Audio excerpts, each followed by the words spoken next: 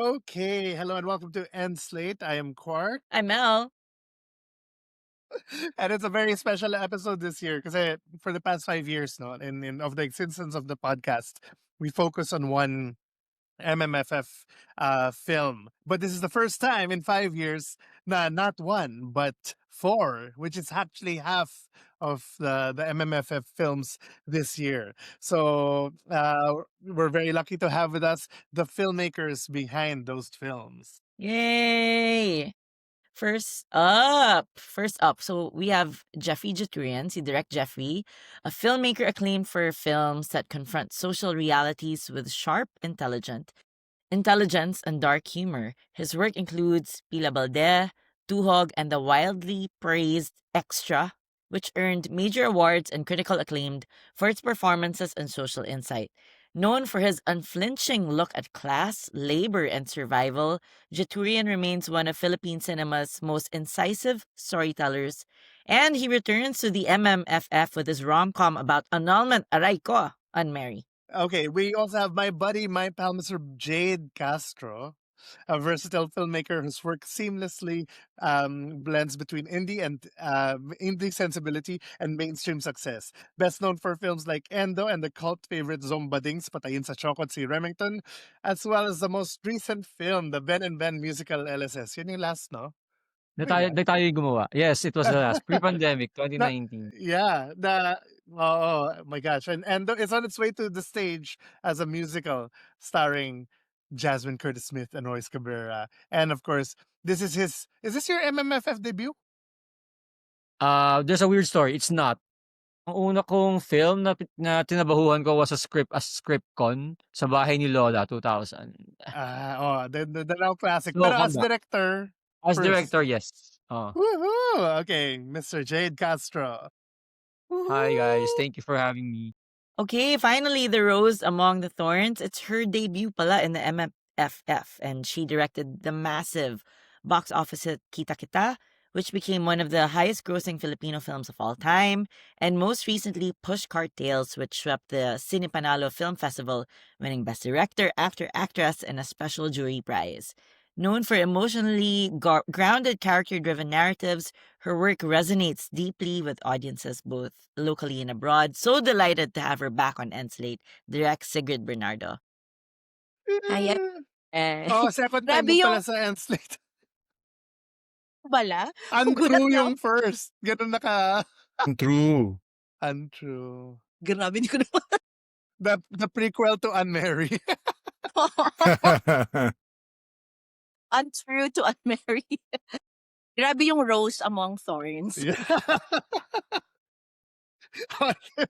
Oo nga. Oh, sharp and prickly. so, so ano guys, yeah, before we start, of course, we've all read and seen trailers for the films, and in the case of Unmarried, napanood ko na rin siya. But for those we're here to introduce your films to our listeners. So, in your words, can you give us a short summary about each of your films? Jeffrey, start with Jeff. Sige. And Mary is about two individuals seeking annulment from their respective spouses. And since they have the same lawyer, they start bonding kasi they keep meeting each other in doon sa law office ng lawyer.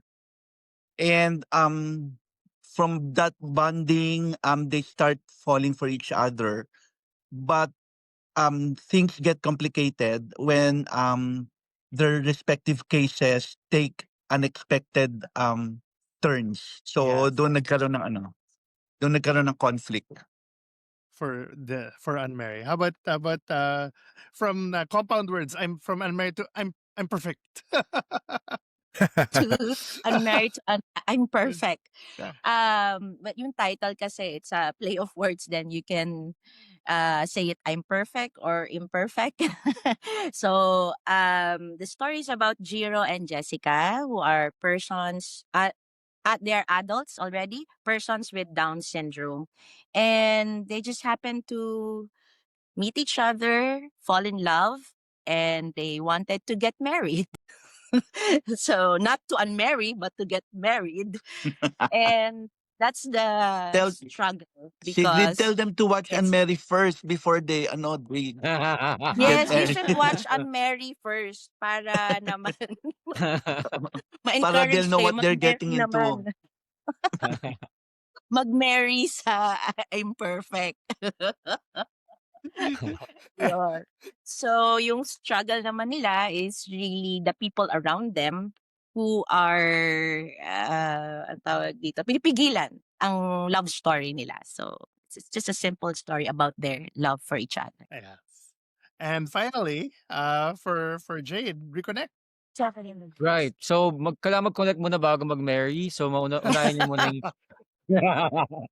or baka ihuli niyo kasi after niyo mag-unmarry, mag-reconnect. So, Ang galing naman salita. I-connect natin to lahat, no? wala na natin. Tsaka it rhymes with I'm perfect, ah. I'm perfect, reconnect, parang medyo. Medyo Wow. rhyme.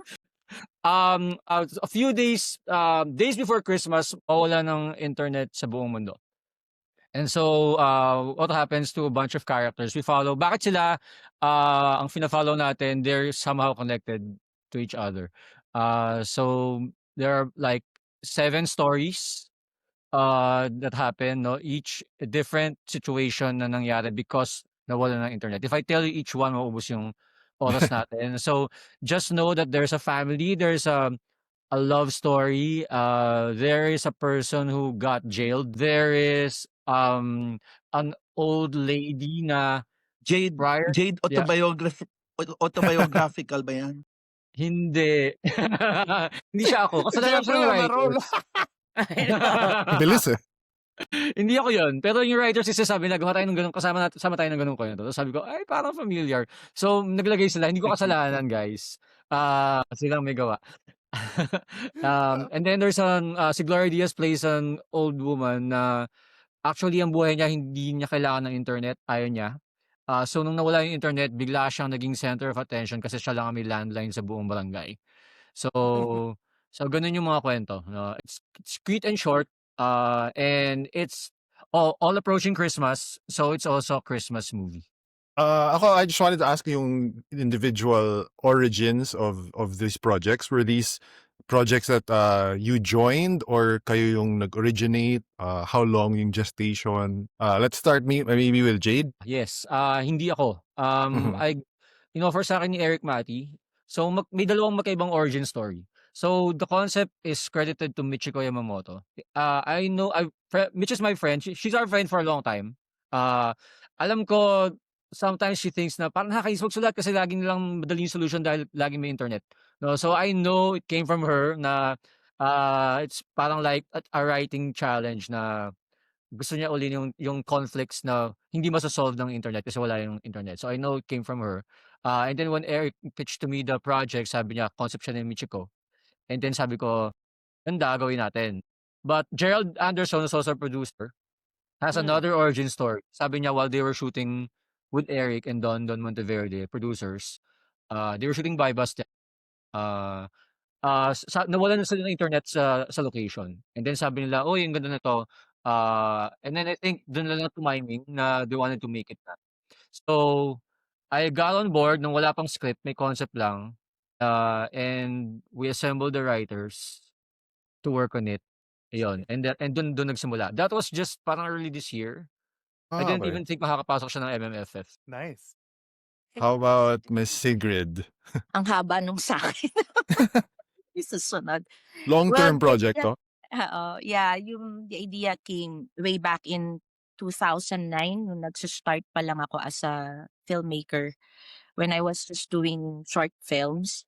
And ayun, actually sabi ko ano yung gagawin kong next na pelikula.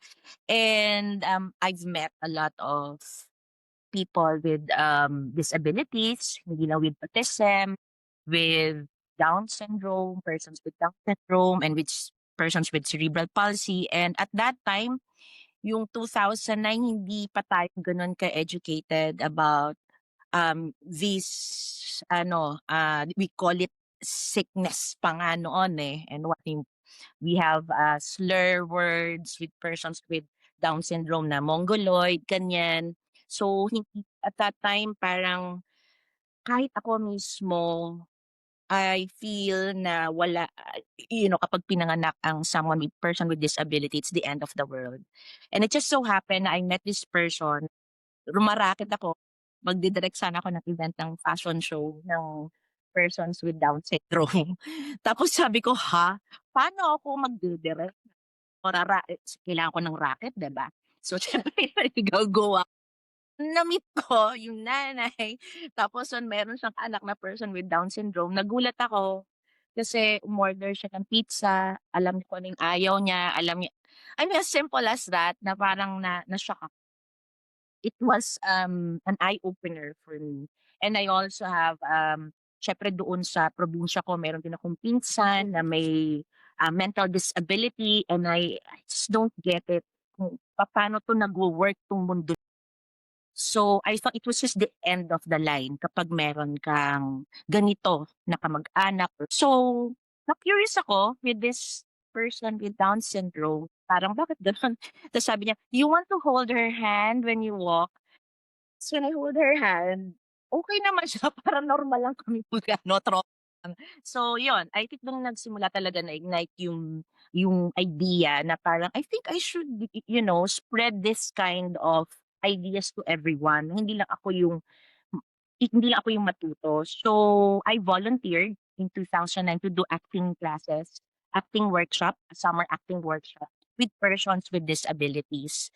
So, yun, doon ko nalaman kung ano yung mga differences nila. And ang most importantly is yung kung ano yung abilities nila. So, ako mismo, it was a life-changing experience for me and I vowed to make a film because yun lang naman yung way ko para to communicate to the world. Siguro at that time yung naisip ko to make a short film out of it. But then, syempre, tumagal ng panahon, tapos yun inisip ko, bakit hindi gawing feature film? Kasi wala rin naman nag-produce ng short film. So, tinry ko, baka naman habang naghihintay ako, habang rumaraket ako, gawa ako ng script. And then 2014 nagawa ko yung script. And I pitched it to so many studios. And kay Quark na-pitch ko rin ng Ay Naalala ko Perfect. yun. 2016, Naalala ko rin, 2017. Oo, di ba? Rejected Yes. by Sa Quark. Cinema 1 yata. No, I think actually gino siya eh, 'di ba? At one point and then I don't know but may kasabay kang dalawa yung Mm. projects mo eh. May Yeah, oo. short series pa nga, 'di ba? I remember there was anyway. Yes. I mean, I understand naman if it will, I mean, wala akong hard feelings if it will get rejected because at that time, ang hirap kasi, simple lang naman yung kwento eh. It's just two people meeting each other, falling in love, and wanted to get married. Pero kasi, ang hirap, when you read the script, it's a very simple film. Pero kasi yung artista mo are persons with Down syndrome. And it's so hard for the producers to believe. Mm. Kung wala ka Mm. nakikitang visual. Kasi ako mismo, I mean, as bilang tao, mahirapan akong, paano mo magagawa to? Ako mismo may doubt eh. So, ang maganda kasi, nagkaroon ng pitching sa FDCP, I think 2016, ganyan. So, bilang kontesera ako at sumali sa FDCP pitching, nanalo ako. So, nagkaroon ng parang mga 20,000 pesos. So, gumawa ako sabi ko dapat magkaroon ng teaser. Nag-try ako, nagpa-audition, ganito, para lang ma-prove to the producers what they can do. 2017, nakagawa kami ng teaser, and ganyan. Since then, nakapasok kami sa Hong Kong Asian Film Market. Tapos, wala pa rin ako talagang producer. So, unfortunately, yung pandemic 2021, he passed away. So, I think yun yung mas nagbigay ng push sa akin to really continue this project and not to give up on it. Yeah. Enjoy. Then, 2025, eto na. Congratulations. So happy to finally see it. And Jeffrey. Ano ba yung question? Hindi nag-appear sa screen ko eh. Ay, sorry, Ramon. Ano po yung origin nung project na On Mary? Kung medyo recent lang, kung sinalihan nyo or kayo yung Hindi, nag-originate ng concept? 3 years ago na ito na pinag-iisipan ni attorney Joji, yung producer ko. In fact, iba-iba pa ang casting nito, pati yung directors. Until this year, actually, ang original casting nito interesting eh. Like, I think sila Gabby at saka Sharon pinag-isipan rin na i-cast for this. Tapos this year, siguro January pa lang yon, tinanong ako ni attorney if I want to direct this material. Sabi ko, sige, pabasa ng script. Nung nakita ko yung script, yung original is very far from from what the actual film turned out to be. Pero yung premise andoon. So ni-require ko yung writer na ganito ang gawin. Basta ang directive ko sana at the same time na dramatic siya na may kurot sa puso, sana rin may nakakatuwa at nakakatawang mga parts, which I think we achieved naman in the finished film. So yun, tsaka kaya ko naman tinanggap dahil nagandahan din ako dun sa material. Cool. Okay, so I know it's been a while since I guess Direct Jeffrey and Direct Jade and Direct Raymond's not here yet, but I know it's been a while since he's also done his movie. What took you guys so long before this ROTC, Return of the Comeback, to Philippine cinema? Sandali lang maghahanap ako ng place na may charger kasi baka malawak Sure. ako. Anyway, So Direct Jade na lang first. Direct Jeffrey, sige. hindi kasi kasi I'm really choosy with my with the films that I want to do. It's extra. Wala akong nabasa na script which got me excited until this came along. Ayun, kasi nakita ko pwedeng paglaruan at saka pwedeng masarap pagandahin yung yung material. So that's how I got to do this film after siguro 12 years na wala akong ginagawa. Puro TV, no? Yung ginawa mo in the meantime. Yeah, I mean, yeah. Oo. May bread and butter. Oo. Galing. So yung philosophy nyo is parang film is the ito yung for me, ito yung for my expression. And then TV is more the bread and butter. Yeah, yeah. Oo. Yeah. And then TV is more the Oo. bread and butter. Okay. Yes. Film is food for the soul. Yan. Jade, what's it like to be back in the director's chair? I didn't stop, I think, in a way, because I did 2 series. Um, Serious uh, eye. s- uh, Voice Lockdown yung pandemic, and then I also directed episodes ng Call My Manager. And Okay. then I also directed the series na Ilocano BL, All the Things I Leave You, which just finished this year then. So in a way, I think I've been busy. I also produced a film, yung Some Nights I Feel Like Walking ni Peter Zen Vargas. No. And ewan, since Which the came out pandemic, this and I also year, got right? jailed. It also So, came out like 2 months ago. No, nung yes, summer, I it was think. in August. Yeah. Ayun. And then I also got jailed. So parang that parang quarter of last year. I didn't Yes. want to bring that up, So, dude, but Literally, okay. it took it took a quarter. Oh, mismo. Yeah, a 3 quarter months. of a year. Hindi man ako agad bumalik. Actually, I did go back to work. Pero diba, there was a period of parang, okay, picking up the pieces, ganyan. So, hindi na, yun. Saying Pero hi to yes, the elephant in the room. Yeah, si Jade. Oh my gosh. well, kasi nung tinanong mo yung unang pumasok sa isip ko, nga ba yung ginawa ko? O nga pala, nakulong ako. So, yun kagad yun. So, I had to say it. I'm sorry. Ayun, so I think I've been busy naman, if you include that as busy, no, jail as busy. But in terms of film, I wish I could say na parang si Jeff na personal kasi. So mapili din naman ako with films. Pero pinersonal ko din kasi yung shows yung series. I really felt that it was also personal. So I couldn't say the same na sineparate ko yung film versus Mm. series. Work is work. But Yeah. yeah, yun. What does it feel like? Parang iba yung MMFF this year, di ba? Yung compared to maybe this last year and this year's MMFF. parang andun pa rin yung big awards shows, andun pa rin yung grand premieres, andun pa rin yung float parade, all of the stuff. But it feels as if parang ano siya, it's not the usual just franchises or star-led or, kailangan same producers type of MMFF. Feeling niyo ba parang iba yung MMFF? The MMFF has changed? First, hindi ko ina-expect na baka kasali 'tong pelikulang 'to. Sa lahat ng mga ginawa kong pelikula, I think ito lang yung pelikula na as in sobrang hindi ko alam na makakasali siya sa MMFF. Sa totoo lang talaga. And nakakagulat and I was really, really surprised nung nakapasok siya because yun nga maghanap lang ng producer is very difficult for this project. Alam naman natin yung commercial viability na tinatawag natin na kailangan may pangalan ng artista.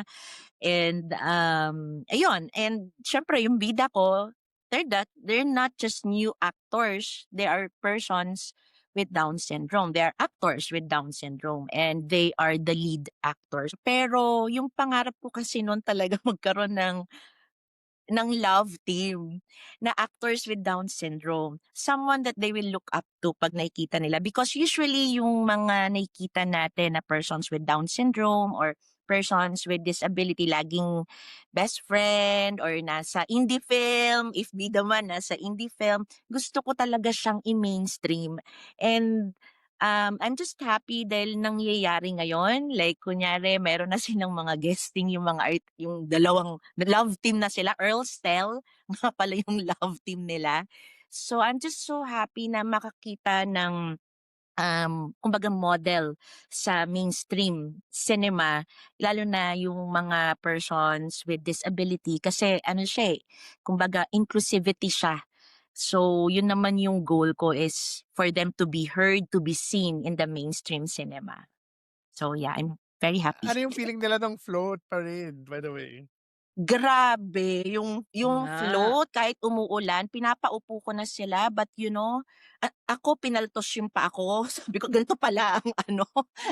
Grabe to sila talaga sobrang excited as in kaway sila ng kaway. Turo-turo, artista sila yung ganun. Hindi lang yung dalawa, tapos buong ano doon, may music kami. So they were just dancing and they are so grateful talaga doon sa ano. And kasi after the float, 'di ba meron parang program, sasayaw pa sila. So si Cristel, the lead actress, Jessica, yung float namin biglang umandar pa, baba pa lang siya ng hagdan. So natapilok, ganyan, naiiyak, ayaw na. Pero alam mo yun, binuhat, minasage-massage, text na siya. Pero Oo. game pa rin, sayaw pa rin sila. After na, nahilo na yung lead actor namin. Pero namigay pa ng poster. So you see, yung parang sobrang, yun laging sinisigaw namin, parang yes, they can. Alam mo, totoong yes, they can Baka nga, mas they can than us. Parang ganon. So, Oo. siguro kasi they were given this very, very rare opportunity. And siguro naman nabalitaan niyo sa news yung media conference namin. They were there, all of them. They were just so excited to be seen and heard na pag may mic sila, bumabati sila. Parang itbulaga lang yung nangyari parang ganun siya Hello, ma'am. Dito ako, Galing. artista na ako. Ang Oo. cute. Pero, Yeah. alam mo yun, pero ganun ibig sabihin nun pala, parang kulang pa tayo sa nai-include sila dito sa Yung cinema natin. So they're just representation. very excited and very grateful. How about you, Jeffrey? Iba ba yung MMFF ngayon compared to the bridal shower days? And ano yung feelings mo about MMFF as both an icon or a tradition and what it is now? Naghang. Oh no! Baka nag-iisip pa siya. Nagha siya. How about you, Jade? Ayokong interrupt si Jeff, but Nagre-reconnect. Reconnect daw kasi Nagre-reconnect. nung ina-advertise ng reconnect daw. ako naman, I've always been just a viewer. Alam mo naman, I always try to watch all. So parang lagi naman akong semi-excited to watch films. So iba lang this year, for the simple fact na dahil kasali ako. So hindi ko wala akong objective na na reality. I'm very excited kasi halos lahat ng production may friend ako. No? So parang may gano'n, no? Parang feeling ko walang magkakaaway. Baka Hello. ako lang yon. Ay, Pero pero excited ako for everybody. Tapos I'm pretty sure nga na hindi kami yung pinakamaganda. Huwag niyo na lang, ay, oh no. I'm pretty Wow. sure kasi magaganda. Grabe! Na parang, Delete, delete. parang alam ko, nafe-feel ko magaganda yung films. So parang wala akong like, like antsiness to like be the best or whatever. So parang ganon. And yun nga, hindi ko mag-gauge objectively kasi I'm there in the middle of the circus. Yeah, pero yun nase-senti nga ako kasi more or less every year magkasama tayo at one movie or Oo another. nga eh. Naalala ko Let's- tuloy yung last movie. Ay, yeah. Sasabihin mo natin kung ano. No, mamaya. But, yeah. Pero you've had your MMFF din, di ba? Yes, We let's remember not talk about that. Anyway. Let's just name the movie. Let's name the Anyway, movie, Core. Yeah, Jeffrey, what is the Nakat ka kanina nung oo. Sorry kasi my phone down needs to cool down before I can use it again. Tapos may plugging pa ni ng pelikula ni Jade, Reconnecting. yun nga. Anyway. Actually, Regarding your question, siyempre excited ako ulit kasi the first time I was in the MMFF, I enjoyed it kasi yung bridal shower did well at the box office for Robbie. And then whenever I watch the film with the audience, na-enjoy ko pag nakikita kong natatawa rin sila dun sa mga eksena. And kaya itong second time, I'm excited also to join the circus. And I plan to watch my movie again and again to enjoy it with the audience again. yeah. Iba talaga pag gano'n, no? MMFF audience, no? It's Yeah. it's actually. At saka Yeah, Ramon. at saka exciting din to be in the company of young good directors. Kasi parang ako yata ang pinaka-senior sa mga directors na kasali. Hindi, andun pa rin si Raymond. nga ba? Asan na si Raymond? Yeah. Ramon, Mel?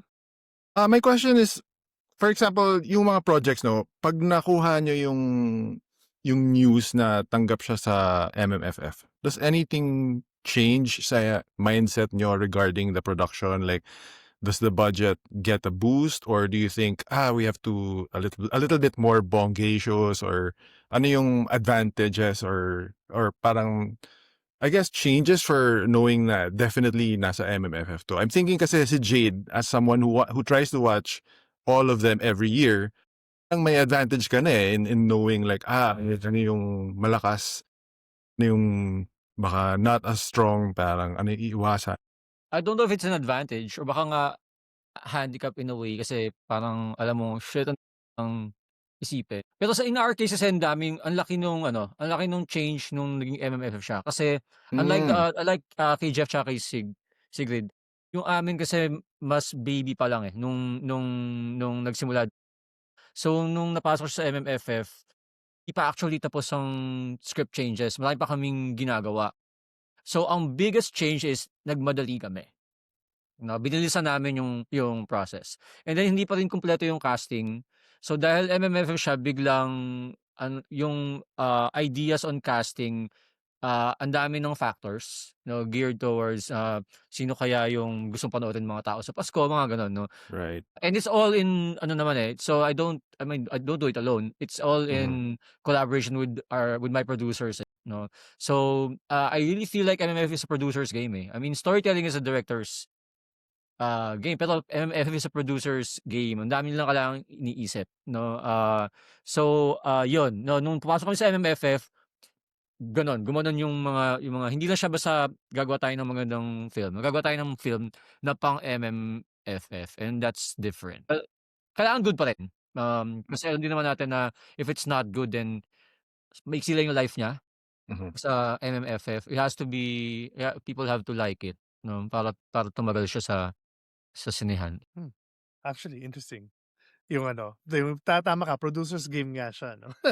In fact, parang it's Yeah, actually yeah. scary sumali. Oo, di ba? But scary sumali sa MMFF kasi palagi nila sinasabi yung, actually, yung top 3 lang talaga yung kumikita sa MMF. So, Oo. bigla Talaga? di ba ba narinig yung speech Yeah. na yan? Tsaka lagi may battle for, theaters, 'di ba, yung Theaters, parang yeah. nagkakaubusan ng sinehan. And wala Oo. naman kaming magagawa, like laban siya ng producers, with the cinema owners, 'no. So, ayun, ang trabaho na lang namin is gawin namin maganda, tapos ayun, laban nila. Laban natin lahat, pero siyempre like sundalo, gano'n. Yung awards night, does it help in that regard na mas may attention or may spotlight yung mga maybe struggling box office wise na entries? Oh, I have an answer there as an observer. Okay lang ba? Ako yung sasagot. Yeah, of course. Pwede. Parang laging nagsa-spike, 'di ba, 'pag nananalo ng award, yung Best Picture, laging nagkakaroon ng increase sa cinemas tsaka sa viewership. Mm. So, I think merong siyang impact. Okay. That's good. In fact, may time na, di ba, may pa ba yung first highest grossing film award? Kasi may time na, Oo, bakit ba may yung gano'n. yung pinaka-art yung palaging nananalo? Bakit hindi pwede tong, touching film starring Vic Soto? So, alam pa may isang taon na, may most popular film award. I don't know kung tinuloy pa nila. Ikaw Jeffrey, do you feel that pressure, the any MMFF pressure, especially Yeah. in Yeah. today's economy? Kasi yung case namin ni Sigrid, iba sa case ni ni Jade, eh. Kasi si Jade got into the finalist early on. Kami, we had to battle for our slot. Kasi, marami kaming films na Oh no, nag-overheat ba? No. Suspense. Baka nagpo-promote ulit ng Reconnect. Grabe, ang daming promotion ng Reconnect dito ha, parang may bias. Ayan o, Reconnect. Ano ba 'to? This is a podcast, right? Hindi naman 'to video, right? Video din. Video to, Jade. Kita tayo, di ba? Kasi sa Spotify ako Presentable naman nakikinig kayo, sa inyo, eh. Buti na lang nakadamit ka, Camera Jade. ready. Oo, Jade. Ano ba to? Dapat ba magsasando ka lang? Iya naman ako dun sa mga fellow thorny directors ko. Tapos sabihin nila, hindi ko pinaghandaan man Thorny. lang. Nagsuklay naman ako. Nawala pa si Direk. Siguro ako, maybe I can chime in lang. Dahil ako, wow. Ready ka na, ready ka Go. na. Ako kasi yung hirap dahil first time ko rin to sa MMFF talaga. So parang with my materials, sobrang like 100% hindi ko talaga iniisip na papasok sa MMFF. Pero I guess dun kami kasi sa finished film. So even before pa ng MMFF, nagsushoot, nag-ano na kami. We were starting the pre-production, nag-workshop na ako. So continue lang yun eh. Siguro yung difference lang nung naging MMFF. Paano?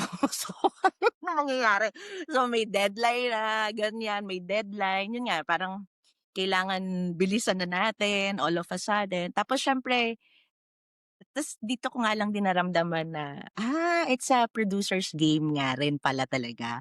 And I have to respect that. Kasi nga, syempre, una, yung material ko, aminin naman natin, again, na hindi naman, sino na naman yung ilalako namin. So, it was very difficult also for my producer kung paano yung game plan. Pero ang maganda siguro doon, kumbaga naka-edge na ako as creative, eto na nasushoot na natin, wala na tayong magagawa, di ba? Hindi na naman mababago. But there are some things pa rin na we had to debate, of course, in terms of creative, kung ano yung gusto namin mas marami kasi makapanood eh. So even ako as a creative, mas gusto ko rin yun sundin. Parang malaking bagay sa akin yung nakapasok kami sa MMFF. Itong platform na to talaga is really would give chance to my actors to be seen nga, 'di ba? So may mga adjustment na ganon.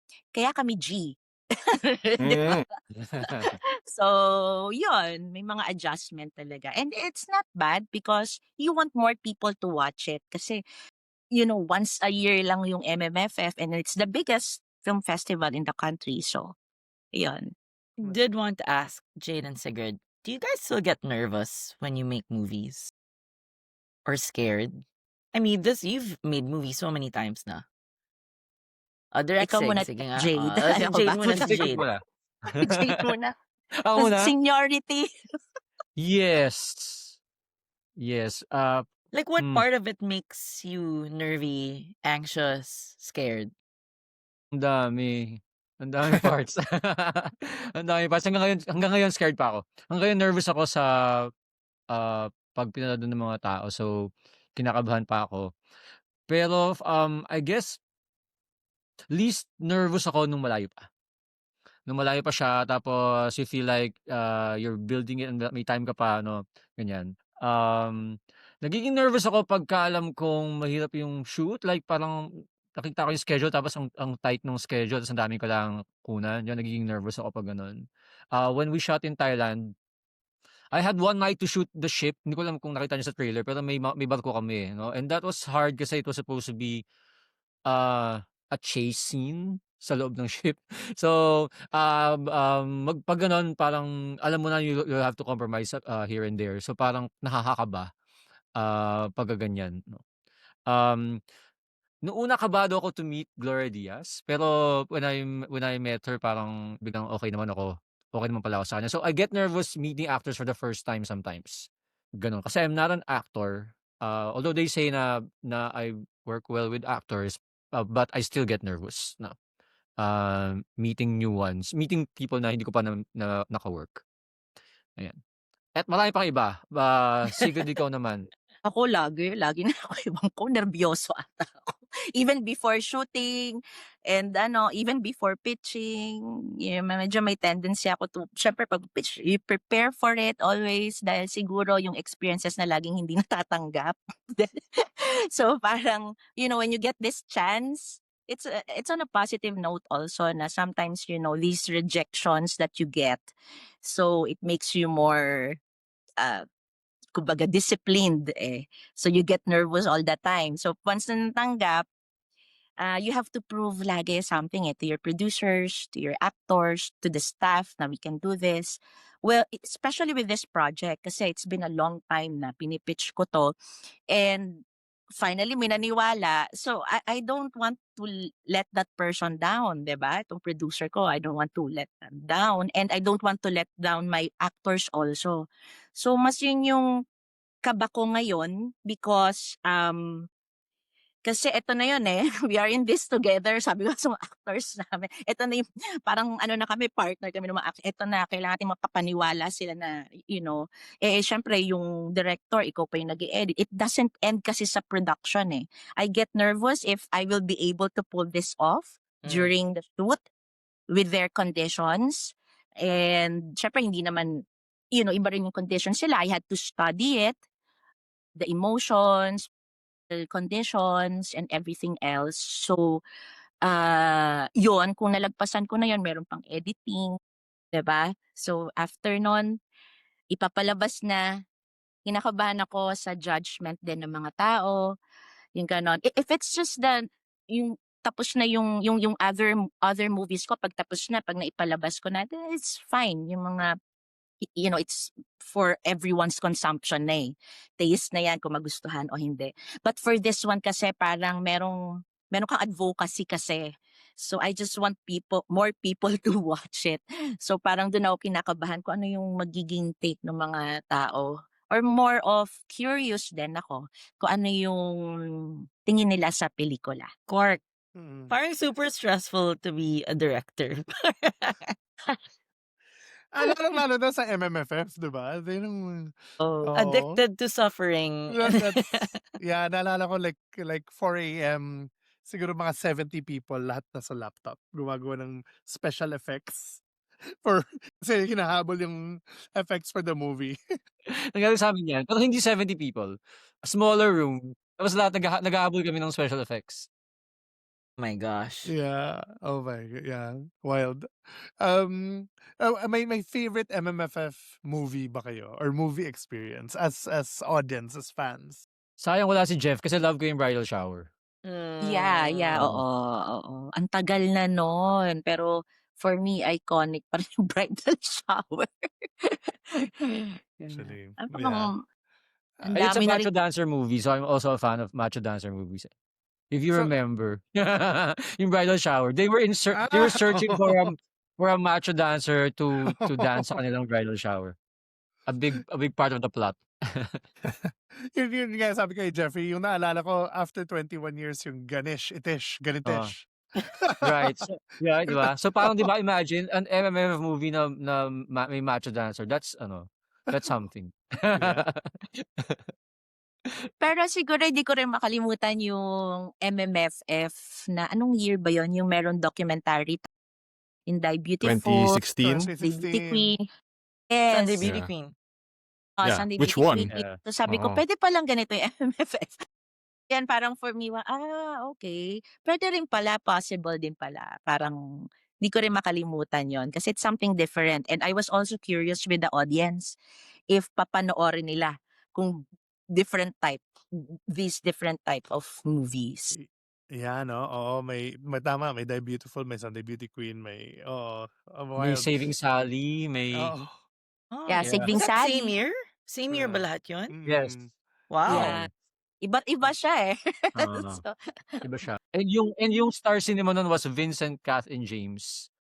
Right. yeah. Medyo indie rin, That's ah. usually Okay. Oo, na yeah, like a smaller version of what they usually do, Alright. pero Mhm. it was really good, It no? It was was fun. successful also in the box office. I guess yung favorite ko yung Tatlong Barahan. Naalala niyo? Kasama ko si Vic Vergara. Si, Yun yung Lito Lapid and Vic his ano, di ba? Lapid. Oo. And Uy, his why? Medyo religious experience para sa amin ni Mick yun. Why? with amazing trick shots Yeah. with the guns. Yeah. Alam yun, yung tatlong ba? Yung Tatlong Baraha, may recent na 2000s, 2006 ata. Ah, Tama ba? mga Senator ganun. na ba siya? Hindi ko alam. Oo. Feeling ko naging I yes. think senator yes. siya I think dahil hindi ko sa- na siya nun. Before Super Noipy ba yun? Or after na? I think a year siya ng Super Noipy. So, Oh. Ka-year ng Super Noipy. Yeah. What a year. What a year. Ay, hindi, What an iba yun. entertaining year. Siya sa tour na, nalala ko. That was also Mm. a year. Yeah, oo nga. Ano ba? Gusto ko rin yung Boy Golden. Yeah. Kasabayan ba niya yung girl boy bakla tomboy? Tama ba ako? Ni Vice. Posible. Ah. Hindi, Nag-jury kasi ako nung sa parang merong ganong award, yung Gender Sensitivity Award. Mm. So I was part of the jury. So pinanalo namin yung kay Vice. Pero sabi ko nga, fairness naman nung year na yon, di ba? Pero kahit Vice ganda, meron kang girl boy bakla tomboy. Tapos sobrang amazed lang ako doon sa yun nga, siya lang ang gumanap, no, na lahat. Yung effects, yung edit do, sabi ko, wow. Oo. So, iba rin yun. Actually, yun yata pinaka gusto kong Vice. Your Boy Yes, Bakla. gusto ko siya. Gusto ko, kaya nga nanalo. Inano ko yan pinagtanggol ko for gender sensitivity. Galing. Actually, parang, yeah, come to think of it, MMFF talagang super event. All you and your Yeah. friends. Yung as young filmmakers, ngayon, not as much. Pero yung mga time ng resiklo, yung palagi may, tayo, may parang Resiklo. fascination. Ano yung sinulat ni Eman ba? Yung cartoons? May sinulat siyang cartoons. Or si Dayo ano ba? yan? Dayo. Si Eman yeah. ba yun? You're right. Ay, meron pa pala ako Yeah. sa MMFF. RPG Metanoia. Yeah, I was also- Metanoia. Yeah. Ayun, that one. RPG. writer ako doon. Talaga? Ah, Ganda pangatlo ko nun. na to. Akala ko pangalawa pa lang. Pangatlo ko na palang MMFF. But first as a Damn. director. I want to know Ramon's favorite. Well, I think also maybe Sunday Beauty Queen. That just because it was so new. Yeah. Tapos ang ganda lang na documentary. Parang I'm not sure nga if I could remember a documentary on the big screen na hindi parang, Q Cinema or Cinema One Originals Like Fest, diba? mainstream. Yeah, wide in release. theaters, and it was such a a relatable, accessible topic, 'di ba? Hindi siya necessarily niche thing, eh. It's just like, oh, the ano, people in Hong Kong, 'di ba, na Mm. trying or Singapore trying to make do with with their lives and their yung mga ways nila of passing the time on their one day off. Ang saya nun. Ganda And actually ng year na yun. Even Die Beautiful was good. Um, Ay, I, beauty. I think that was the year I watched the most, the closest to like all. all pa nga. Oo. Yeah, I think dalawa lang or one lang hindi ko napanood. Tsaka, naalala ko medyo controversial, di ba? Parang, people were against that, the sort of indie MMFF, di ba? And then they were saying that it was the lowest in terms of box office. Pero, naalala ko, it was also the year, di ba? They're supposed to donate part of the profit to Mobile Fund or something like that. Mm. That was the year na it had the most na donate to Mobile Fund, which it raised some people's like, teka, bakit ganon, 'di ba? Parang kung lowest box office pero highest in contribution to Mobile Fund, 'di ba? Parang what does that say? Sirit, ano yung answer doon? Anyway, Off the record. we have finally here the long-awaited Ayun. master filmmaker. Ramon, do you want to do your intro to? Sure. Finally, we have the delayed Raymond Red, a landmark figure in Philippine independent cinema, a true pioneer of digital and experimental filmmaking. His films, including Anino, Sakay, and Himpapawid, are known for their quiet power and deep humanity. He made history when Anino won the short film Palme d'Or at the Cannes Film Festival, cementing his place as one of the most internationally recognized Filipino filmmakers. He debuts at the MMFF with his film Manila's Finest. Woo! Hello, good afternoon. Sorry. So tell us about Manila's Finest and what it feels like to be in the director's chair after such a long time. So Yeah, there's so much going on in my mind right now. It's both a long and short story. Parang, I think it was publicized naman. I was not originally the director for this project, no?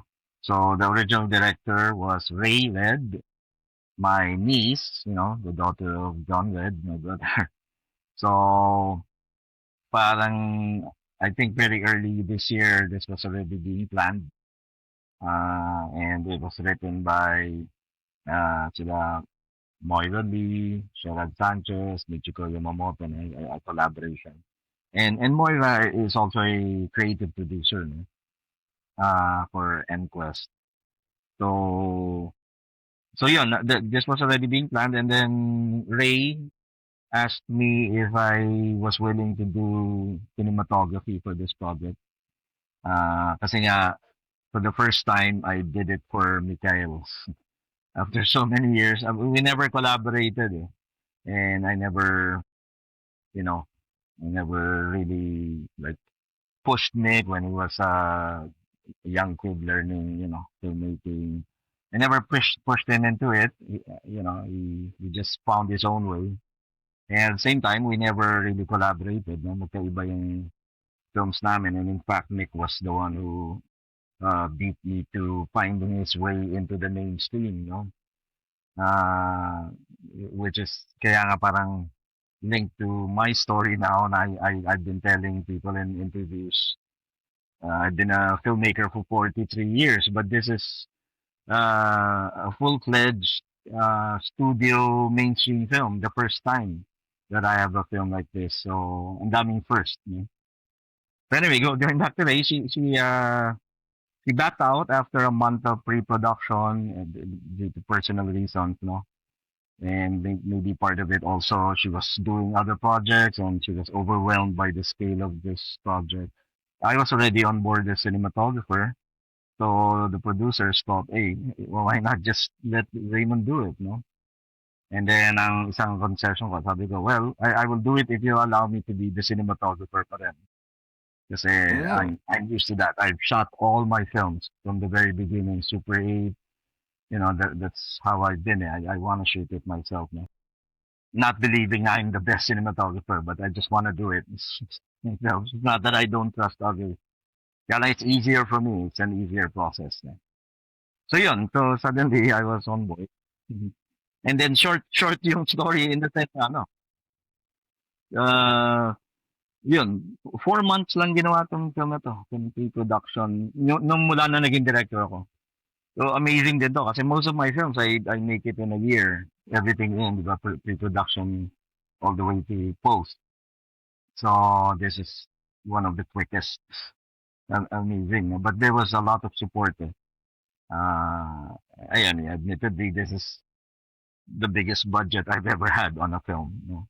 And I'm used to guerrilla filmmaking. So, but it's funny kasi looking back, it went smoothly. I was worried in the beginning, parang okay, 10 years na akong hindi gumagawa ng film, ng full-length film.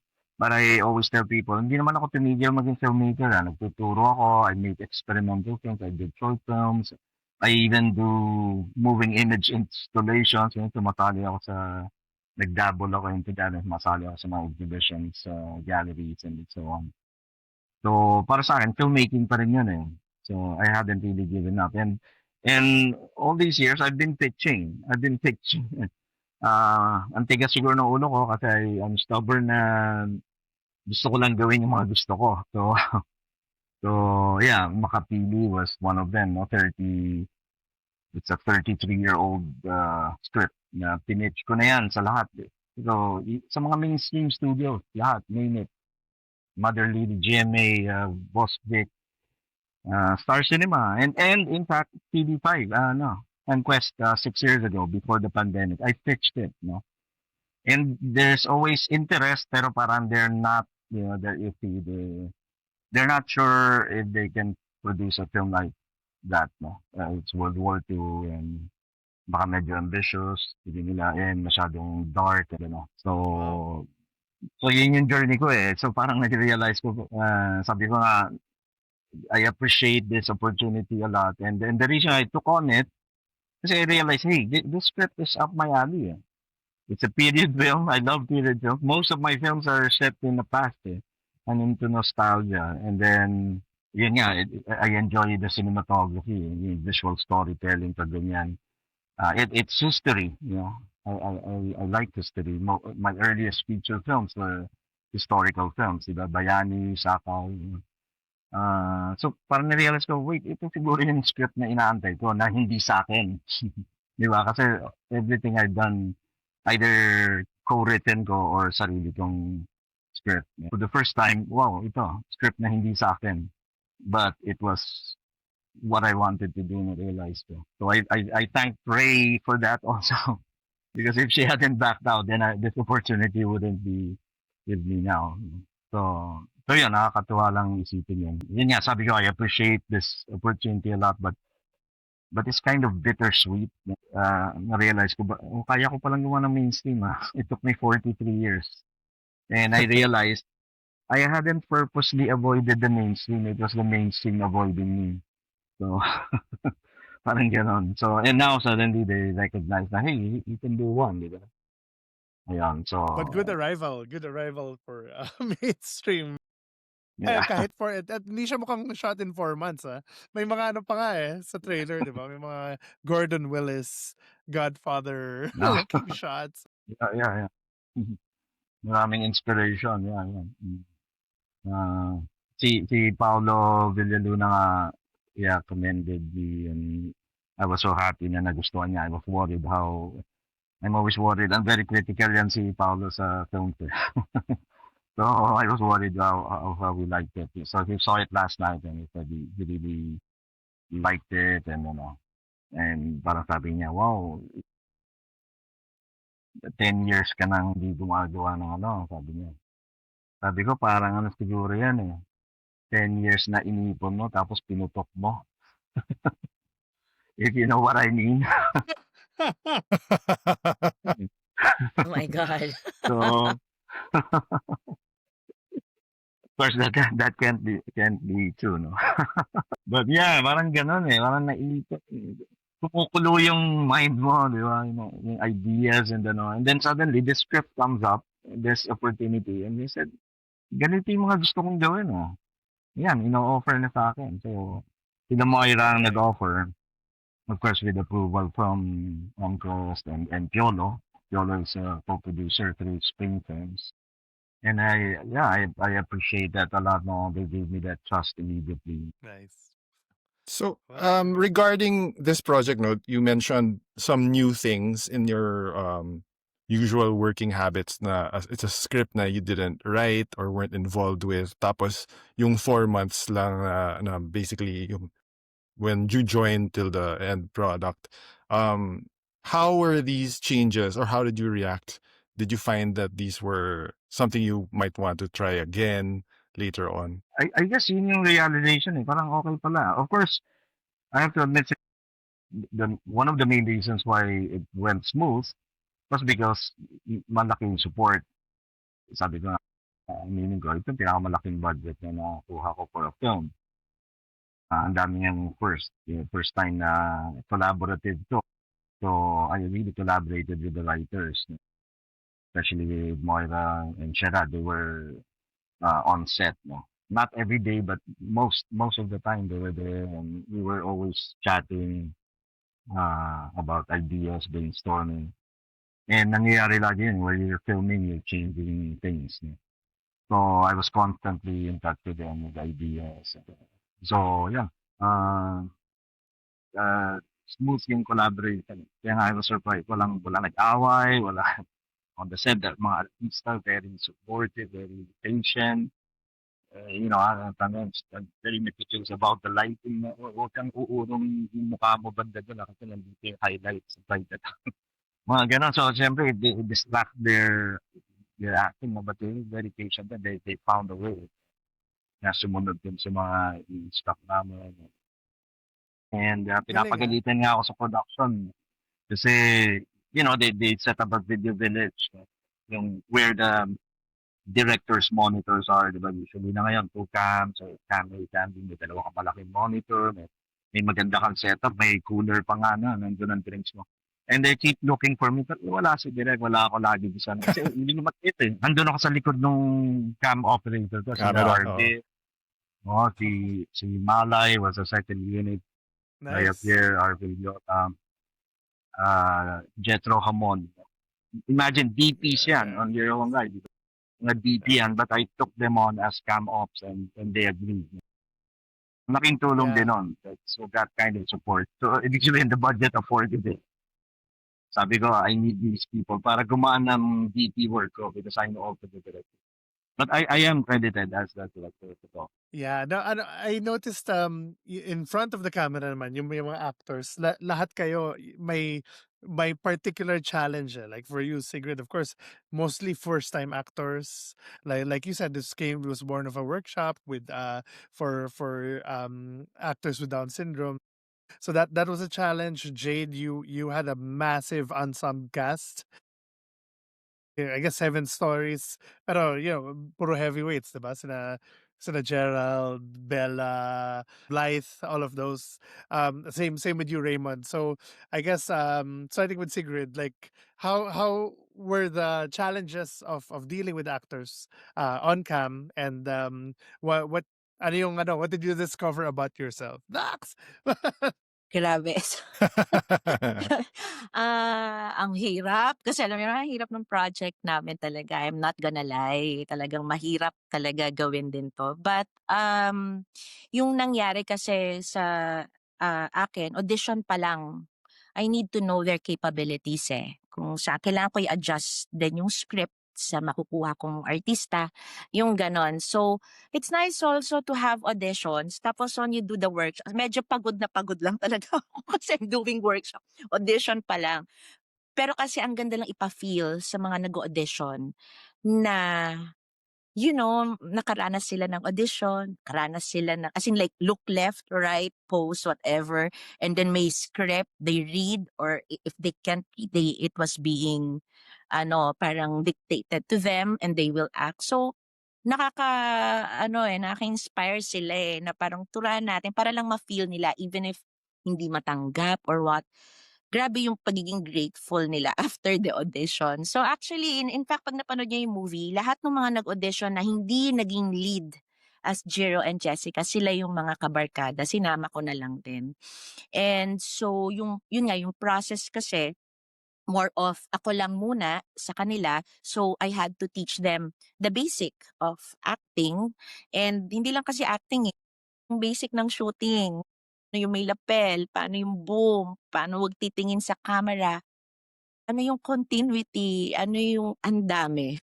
Sabi ko talaga, wow, yung workshop na to, hindi siya workshop sa artista, workshop ng filmmaking. So, na-realize, kasi ayoko talaga magturo. Kung makikita niyo hindi naman ako nagtuturo ng filmmaking, di ako talks lang, ganyan. Kasi I feel like merong mga masters who can do that, like Raymond, of course, and Jade, sina Direk Jeffrey. Pero ako, na-feel ko talaga yung, wow, magtuturo ako ng filmmaking. This is the camera, this is the cinematographer. So I had to tell them everything from kung ano yung pinaka-basic talaga. So, para hindi rin sila ma-overwhelm. And during the workshop process, I need to endorse them sa isang acting assistant pa. Because sobra silang nasanay sa akin, hindi pwede ganun sa shoot, di ba? Meron kang AD, meron kang assistant acting coach, ganyan, na parang, kasi hindi ko siya kaya. It's so overwhelming. Hindi pwedeng lahat kayo nakakapit sa akin kasi meron pa ako ibang iniintindi. So I had to explain it to them. At first, it was very difficult kasi nung pinasok ko yung acting assistant ko na si Marge, hindi rin niya alam kung paano makikitungo sa kanila and all.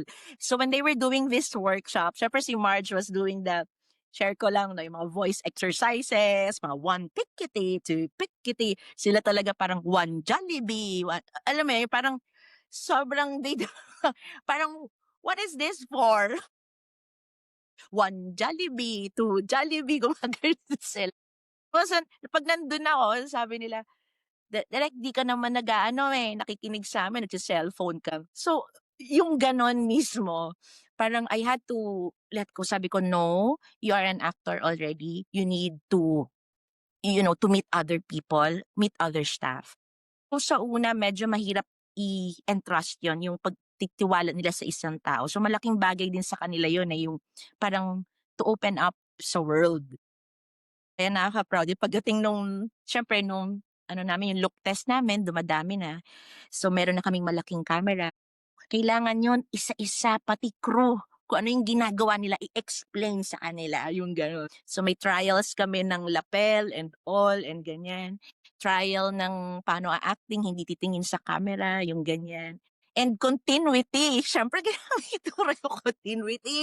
Babalik. So, alam na nila, from the top, actor's cue kung iiyak, alam nila yan. So parang lahat yon kailangan ituro talaga. So pagdating ng shoot, on our first day, syempre may kaba talaga and na-overwhelm yung artista na ang dami pala talaga.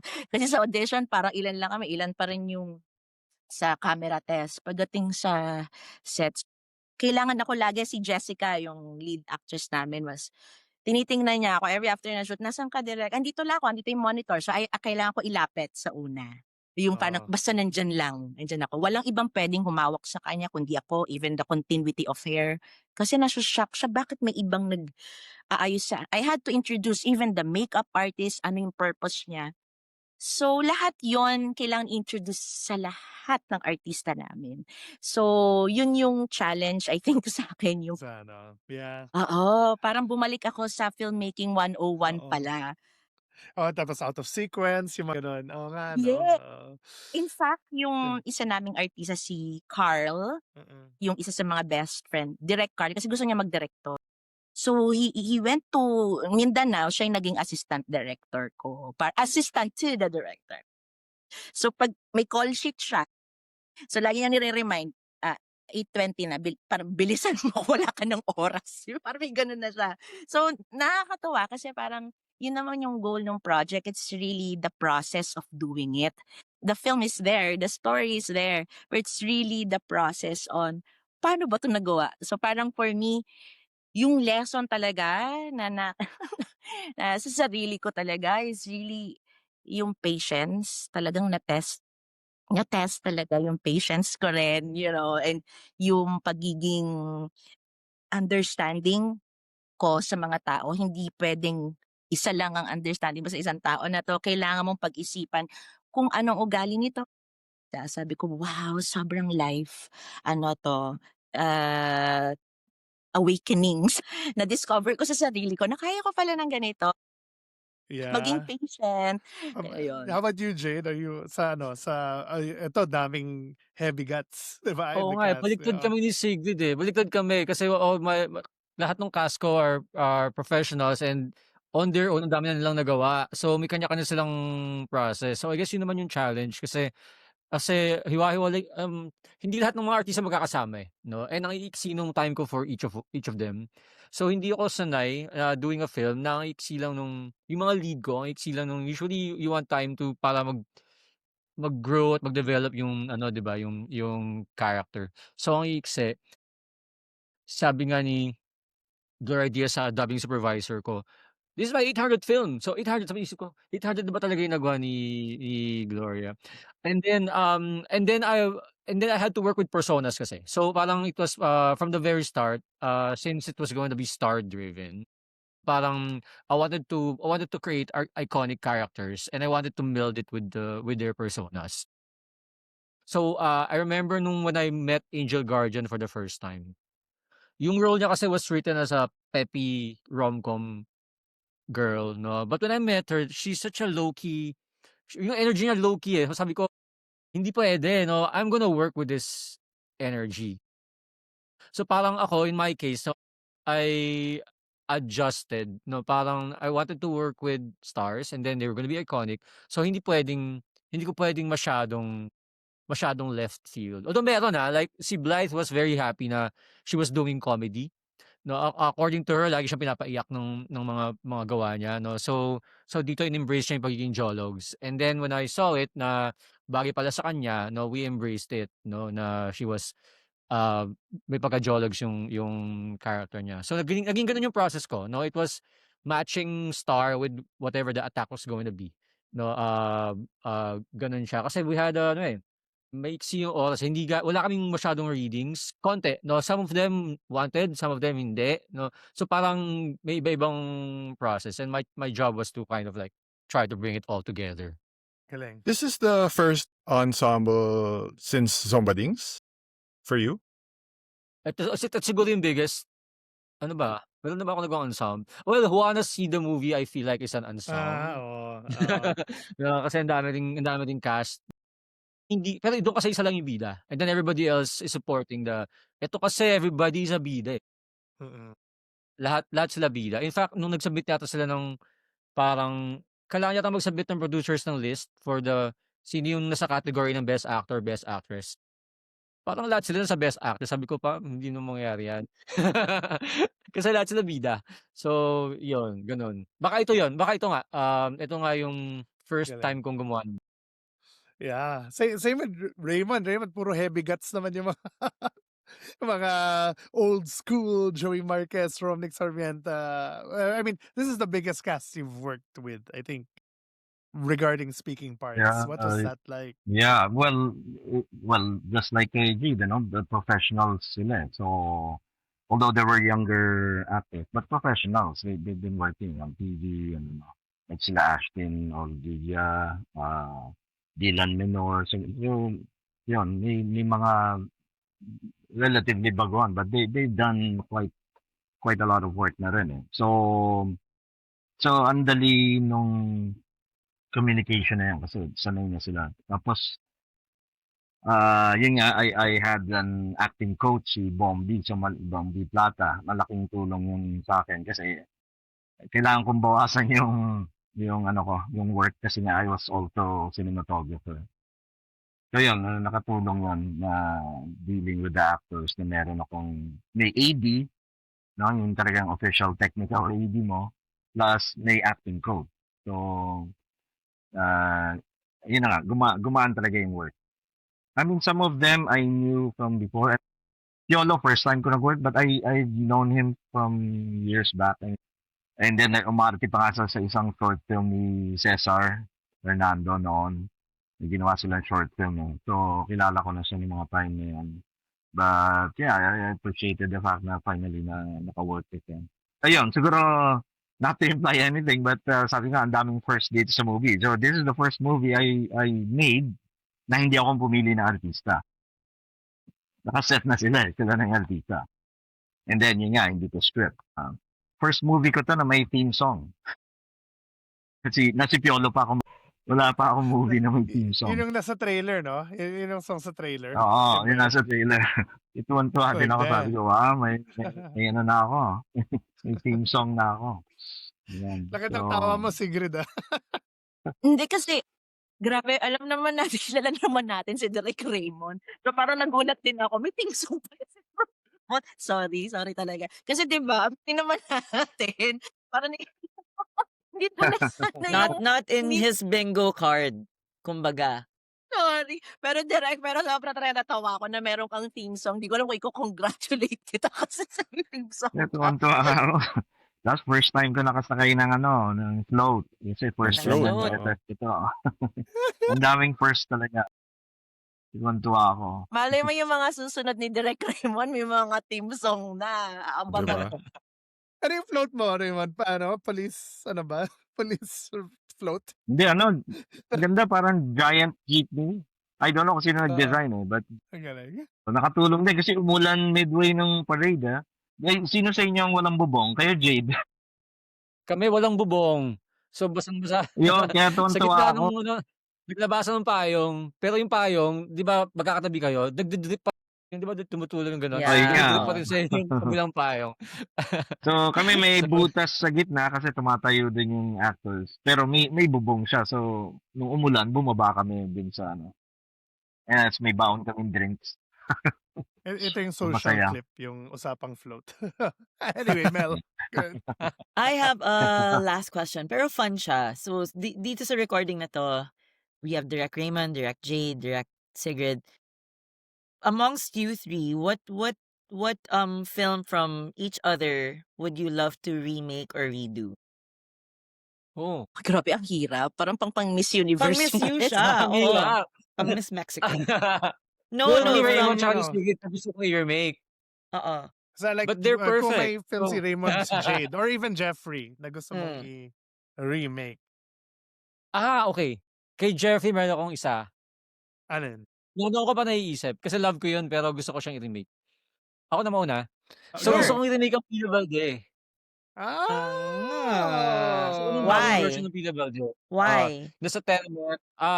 I think it's still relevant. Tapos, I still wanna make it erotic. Kasi erotic ng slight yung Pino Balde. But the upstairs, downstairs kasi, third world style, the Pinoy style was fun eh. Parang, and sobrang ko siya na-enjoy noon. I feel like may bagong generation na pwedeng mag-enjoy nung ganon. No? Matagal ko na siyang sagot. So, ang perfect pala na nandito si Jeff. No?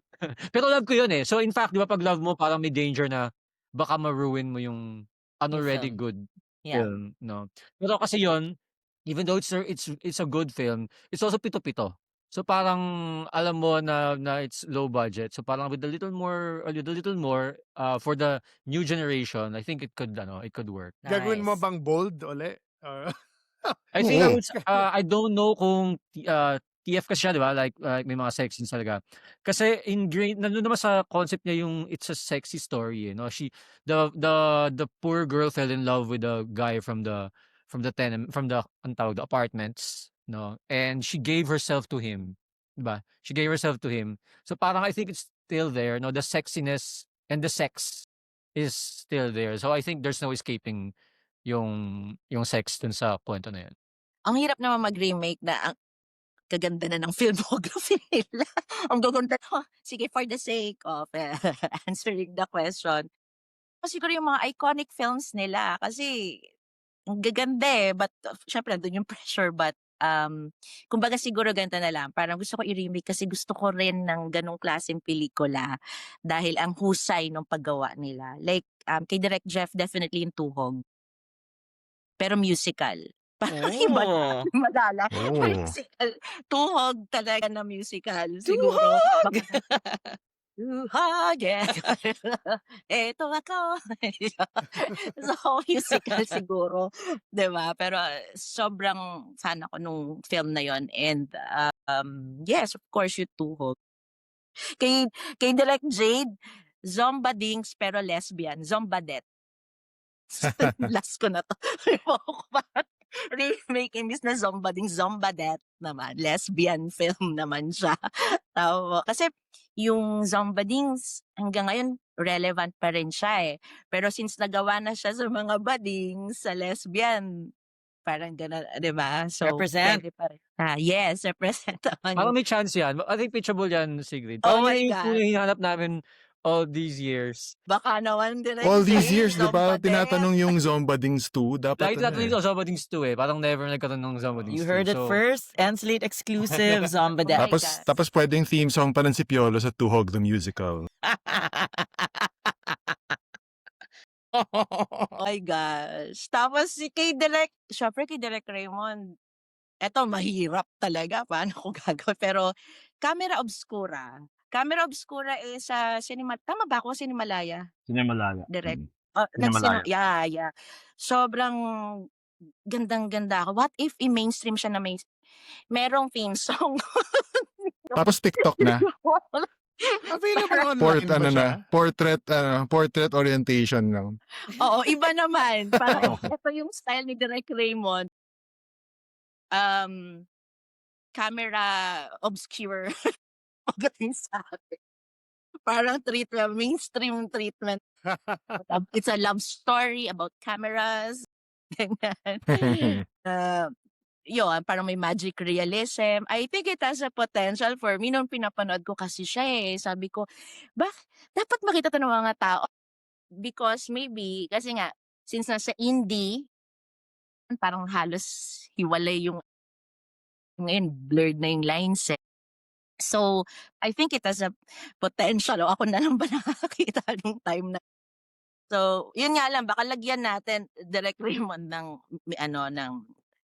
love song. Theme song. Baka Hindi ko oh my ma-imagine. gosh. Sana matupad lahat din yun. At dito nang galing sa Enslate. Yes. Yes. Dapat naka-record yan. Our last candidate, Direk Raymond. Your answer, please. So, ang hirap nga na question kasi, parang I kind of not believe in remakes. Pero, I mean, sa Hollywood, there were quite a few good remakes. Yeah. But, ano yun eh, siyempre, lagi kang mag-judge against the original eh. Kaya talagang challenge yan eh, di ba? I don't know if, well, Jeffrey, hindi siguro I'm not sure, hindi masyadong minamention, kunyari kaya Victorian film, yung Extra. Wait, saan festival nga ba yan? Sinala. Ano ba yun? Cinemalaya yata yung Cinemalaya ba yun? Cinemalaya. Oh, yun. Kaya. Yun, parang, I don't hear people mentioning that, pero gusto ko yung film na yun eh. Hindi siguro remake, parang gusto kong gumawa ng ganong tema na tuwan-tuwa ako doon sa idea na buhay ng isang extra. And then, big star yung nag-play si Bill. I think she did it very well. Parang na-imagine ko, gusto ko gumawa ng parang ganun maybe. Mga film nila, napaka-unique eh. Yes, Jade, I mean, even your earliest films, recently, Kita-Kita, napaka-specific, I guess natin, mostly karamihan, mga nanggaling sa Cinemalaya, sa indie, di ba? And now, nasa mainstream. So yan, diniloloko na ako ng text ko. Welcome to the mainstream. Ayun lang daw ako ng Actually, you brought up yung remakes, no? Actually, that's one of the questions regarding your entry for this year, no? Is Manila's Finest like a reboot of the older is it 50s? There Yung was a original movie called Manila's- MPD, Manila, MPD story back in the Oo. 60s. No, not at all. But not related. Okay. sinulat nila Moira to inspired by an account that was, I don't know if it's just posted in social media or published talaga. So a personal account of a retired police. But Now, also speaking about that, no, we actually forgot to mention that lang na if you could with a few sentences give us the premise of Manila's Finest. ayun, well, they always say fiction yung story, but it's inspired by true accounts. No? Yun nga daw, sabi nila, Moira, yun ang nag-inspire sa kanila to write it. Binabasa silang personal account ng retired policeman na matanda na work with the late 60s. What was interesting is kinikwento niya how slowly the encroaching power overrunning their system. Kasi at that point in time, nobody knew martial law was gonna happen, but they were feeling it. And slowly yun pumasok. So military police, a PC, the Metrocom. So parang yun yung main kwento, but it actually is talagang human drama. It's about relating to yung kwento talaga set within that backdrop ng history. So all the way to the first quarter storm, na rallies and all that. And so yun yung one of the biggest contexts in the film. I think kita naman din sa trailer. Doesn't show much, but the Ashton is Piolo's daughter. Piolo is a policeman, daughter niya, rallyista. So yun pa lang may major context. And then it also tells the story nga nung context within the team nila, the police department, and then at the same time na take over sila ng powers ng Metrocom. Yes. Yeah, interesting yung comment ni yung parang short ni Silbert kasi ito the first premiere. Yung sabi niya parang it's a terrific film pero it's also a bummer. Gumanon siya.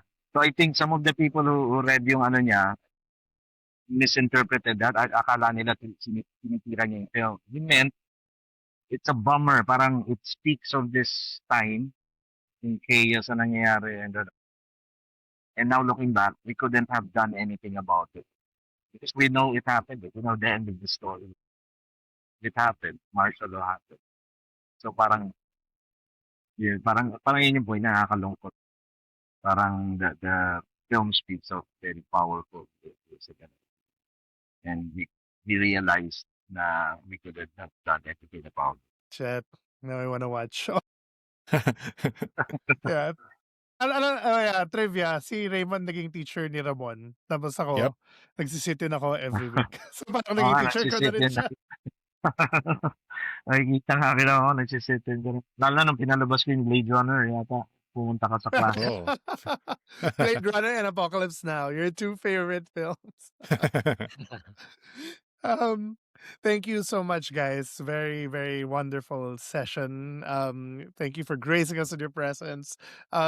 Our last question is if you have any final parting words. Si Jeffrey is good luck to all of us. The important thing, more than the competition, is for all of us to enjoy and savor the experience of being a part of this year's MMFF. Naks. Also, I'll miss you. question, gagawin namin soon yung top movies of the year. So if you could just also share your favorite movie of the year. So Na final lagi kong parting inaabangan words yan na. from you guys. Yung top 10. Thank you. Sige, Jade, what's final parting words and favorite Wait, movie hindi of pa the ako year? nagbigay ng remake ko from okay lang ba yun? Tapos na ba tayo doon? Yung Hindi pa alin? ako nagre-remake ng Raymond Red at Sigrid film. Not sige, yet. sige, I'll go. oo nga. Pinag-isipan mo na, Go, I can go, tell. go. Pinag-isipan mo. Kasi Oh my sinabi mo, Kay Jeffrey. Pila Balde. Pila oo. Balde. Na-inspire lang ako sa strategy ni Sigrid na gagawin niya lesbian eh. So I think babaklayin ko yung Himpapawi. Babaklayin ko yung Himpapawi. Tapos babaklayin ko din yung Walang Ka Paris. Kasi gusto ko mag-shoot sa Paris. Ayan. Ganda. lang. Ganda. Pag nangyari to mga remake na to, no, balikan natin tong To be continued after the show. But, ang ganda rin gagawin lahat ba din? Ang ganda ng ano, Oo. ang ganda ng term na babaklaan ko. Yan, They take over the whole play, no? Pagdating ko diyan, babaklaan ko 'yan. Sige, let's start with you, Jade, for your parting words. Oh. Last favorite movie of 2025. Favorite movie of 2025? Wala pa yata ako nun, hindi ko pa handa. Okay, Okay. final words. Kasi so I wanna promote Reconnect. Kasi Reconnect is a film na so baka hindi ko pa nakwento. Pwede ba ako magkwento muna? So Go. nakwento ko yung origin story ng concept, pero actually yung writing niya was inspired by O. Henry stories. Oh. So Henry. Puro what is twist. so I had to yun yung inspiration ng writers, no? So I had to figure out how that would be cinematically. So what are they? They're just really very short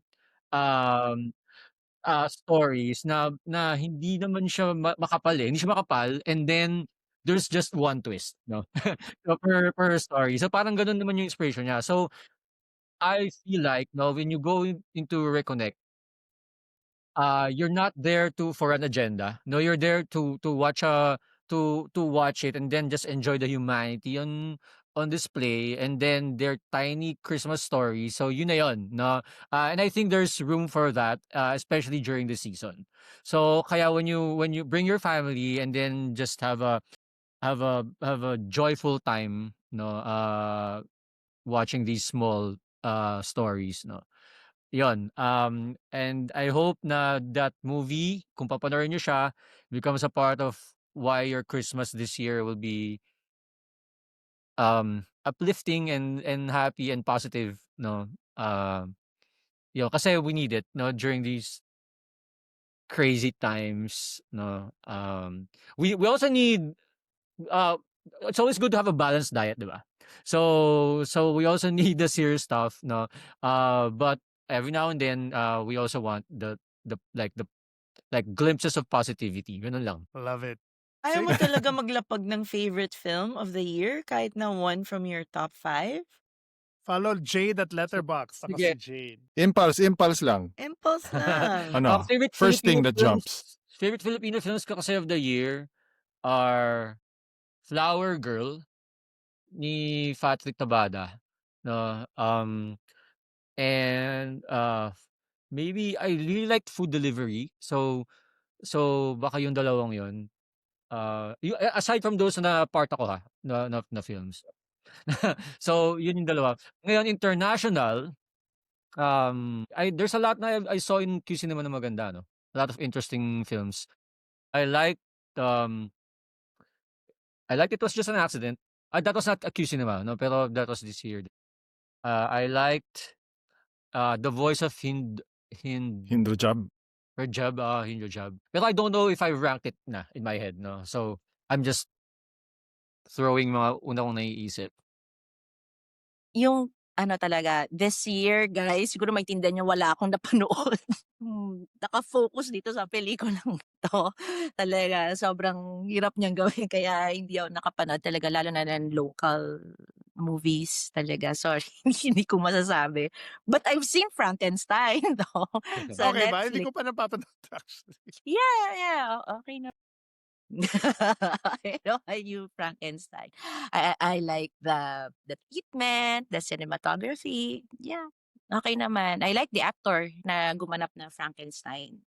Sobra. He's such a discovery for me. Ang laki niya, yung yung mukha talaga siyang, I think siya rin, yung parang leading Leading guy man na, oo, na mukha talaga siyang Frankenstein pero gwapo, tangkad. Kuwan ko, wow, may ganito pala talaga. So malaking bagay yung casting for Frankenstein, and I think but nung una 'di ba siya siya dapat si si Spider-Man, Andrew at Garfield. yes, Andrew Yeah. Garfield. And ito talaga parang for me mas bagay siya yung sino yung gumanap.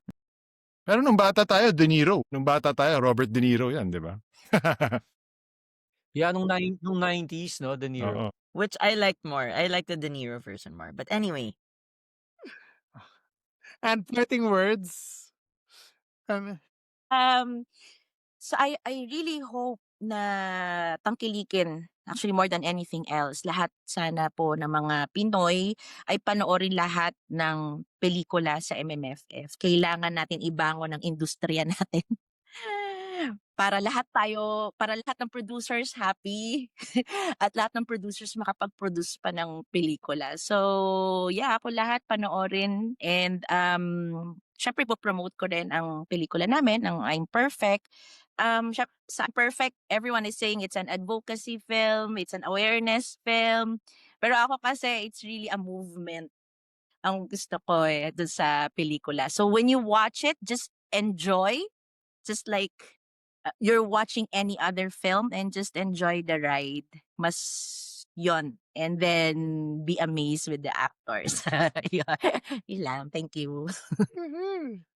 And finally, Mr. Red, the original Mr. Red. My favorite film? Favorite film and parting words.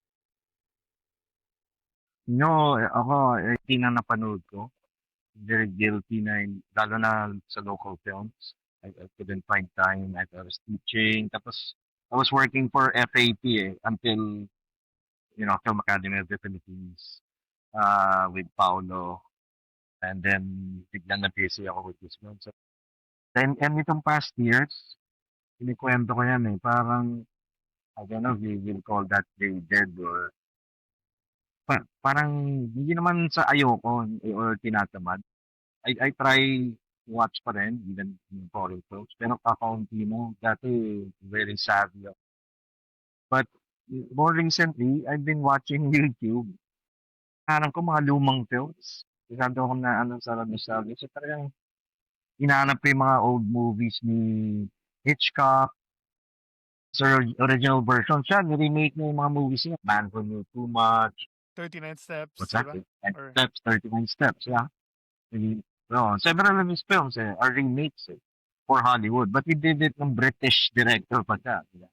And black and white, 1930s. So sa akin, fascinating nahanap yung mga gano'n. I mean, not only Hitchcock, I was looking for mga ganyan, mga film na, kahit mga B-movies nga mga halos hindi mo kilala yung artista. Parang, I really enjoyed watching them, parang to imagine what was going through their mind, ano yung technical limitations. Mapassionate ako.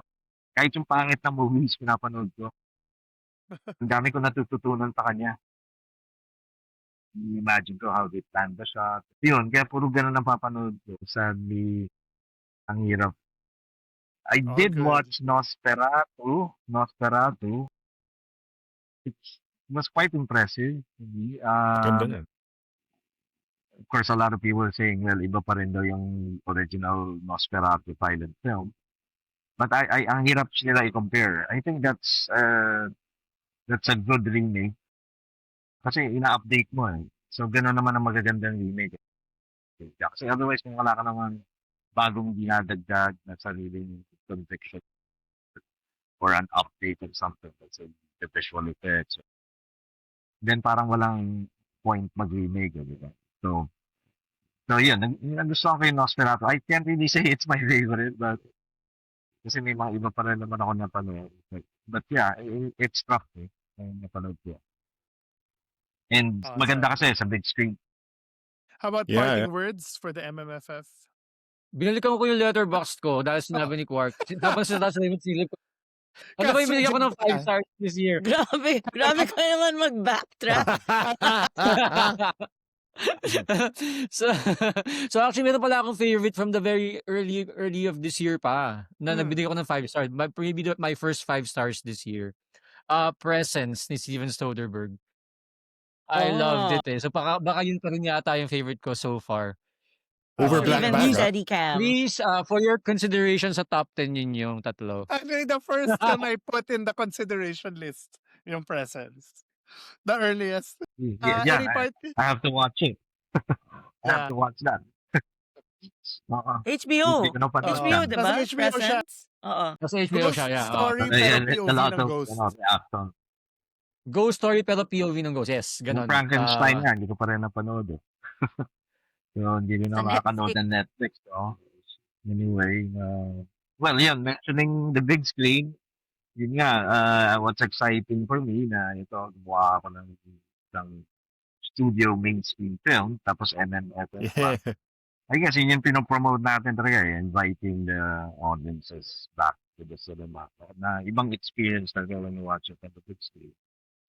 Yun yung like sinasabi, parang doon ginawa yun pinaghihirapan natin. Diba? As writers, sa directors, sulat mo yun, iniisip mo yung takbo ng kwento, yung pacing, tapos pagdating sa shoot, you take good care with, diba, how we run the story, and then sa post, magbabago pa. And then ipo-pause and rewind or watch the next day yung kalahati. It was never meant to be seen that way. So, I don't know, ang hirap nga ng mga argument ganyan. Ang mura ng streaming. Impression ng one ticket mo yun sa streaming. 1 month streaming mo na. Ang hirap makipag-argue with that, no?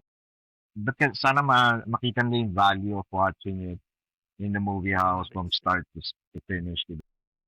And yung lagi kong sabi, sa akin yun yung magic ng cinema nung as a kid na napanood mo siya, di ba? Para siyang buhay. Kasi you cannot stop it. You cannot pause it, you cannot rewind it.